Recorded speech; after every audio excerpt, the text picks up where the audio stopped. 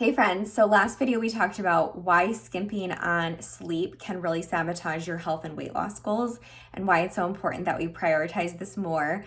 And I want to talk about today some tips that we can utilize to improve our sleep quality, our sleep hygiene, and get some better rest in our lives, right? So one of the things that can be so helpful is turning off screens, right? And we've heard this before. We are constantly relying on technology right now, which can be a beautiful thing, but it can also be a curse, right? Any opportunity has a cost. So if we're not giving our brains time to disconnect from screens, we're constantly being stimulated, right? Blue light and screens are stimulating. It's like that excitement for the brain. So we need to prioritize shutting down screens about an hour before bed. So doing other non-screen activities that also are mindless can be so helpful. And, even if you have to be on, try to wear blue light glasses if it's getting later. And you can also change settings to night shift to reduce the impact of the light of your phone. Number 2 is making your bedroom a place specifically for rest and relaxation. So a lot of times now that we're home, the lines are very blurred between our space and environments. And our brain gets really confused, right? It's like, oh, well, now the bedroom is used for all these different things. And I don't always associate this with sleep, sex, and rest, right? Truly, it's like if we know that we walk into our bedroom, this is where we sleep, our brains associate that. And then we walk into the kitchen, this is where we eat our food. We walk into our workout space, this is where we exercise. Like, this is how our brains really thrive. And if we can create some better boundaries around making your bedroom that space that feels really relaxing, can be so helpful. Bedtime routines are so powerful. So think about your kids, right? You're not expecting your kids to play outside and run around all day and then just like jump into bed and fall asleep. So we need the same kind of transitioning to go to bed. And when you're getting your kids ready for bed, you're bathing them, powdering, reading them a story, like really getting them to slow down. And we need this same type of winding down as well to get us ready for bed. And this can look different ways. Like maybe that means taking a shower. Maybe that means getting into bed and reading. Maybe that means using essential oils and putting on a diffuser and listening to relaxing music, or, something just to kind of start bringing your body into that slower pace. Another thing that can be really helpful is trying to go to bed and wake up at similar times each day. Our body thrives on circadian rhythm, on rhythms and routines. And if you can even do this more consistently on weekends, this can be so helpful. Like instead of Monday, like so dreading to get out of bed because it's such a shift in the time that you're waking up every day, it's going to be so hard. If we can start to get our bodies in this better rhythm of going to bed and waking up similar times, our body thrives. We wake up feeling rested and so much more productive. And then you want to try to avoid eating heavy meals or overeating before bed. So this can just be really uncomfortable when we're trying to sleep. It can cause heartburn. Your body's trying to digest and absorb your food while it's also trying to like sleep and rest. So it can really affect sleep quality at night and cause you to wake up a lot. So it can be very disruptive.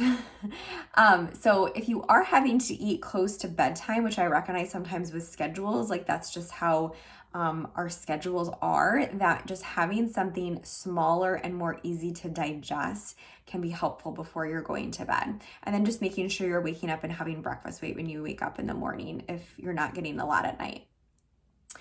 Try to incorporate lots of movement during the day. So if we're constantly sedentary during the day, it's going to be hard to fall asleep, right? So just getting in, it doesn't have to even be high intensity exercise, just getting more walking, more movement can really promote and help you to fall asleep at night. Make sure you're ditching the caffeine after 12 o'clock afternoon. Caffeine has a really long half-life. So that means it can stay in our system for 5 to 8, even 10 hours. So really making sure you're being thoughtful about if you're choosing to have caffeine, stopping drinking that earlier in the day.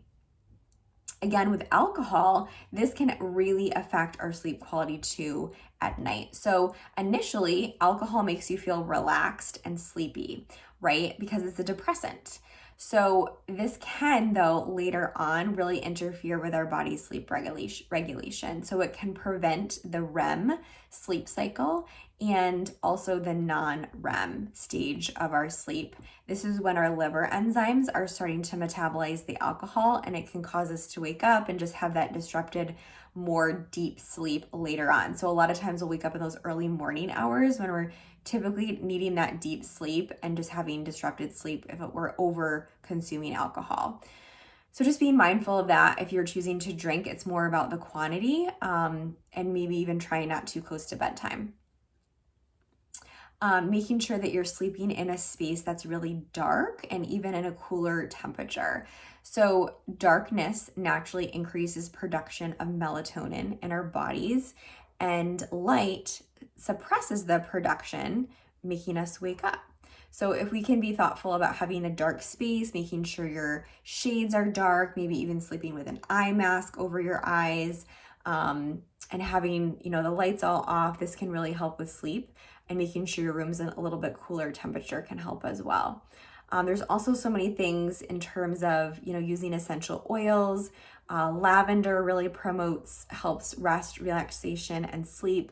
Also using, white noise. I love to use white noise in the background, just to kind of block out some of the extra noise if that's bothering you or disrupting your sleep. Being mindful of how many bodies are in your bed, right, can really impact our sleep quality. If, kids are thrashing and throwing themselves and dogs are taking over the bed, and it's so fun to snuggle with everybody, but really making sure that it's not affecting your sleep, right? Because everybody's gonna have poor sleep quality if you don't have that space for yourself. So absolutely no judgment. This is all stuff that we all need to focus and work on, but those are just some tips that I have found helpful personally and with my clients of some ways that we can really focus on improving sleep quality. So I hope that was helpful. If you guys have any questions, just let me know. If anything resonated with you, what are some things that really are helpful for you? Because whatever works for you maybe is really going to help someone else. So I love you guys just sharing information of things that really you found helpful for yourself. So great to have you join me as always, and I'll talk to you soon.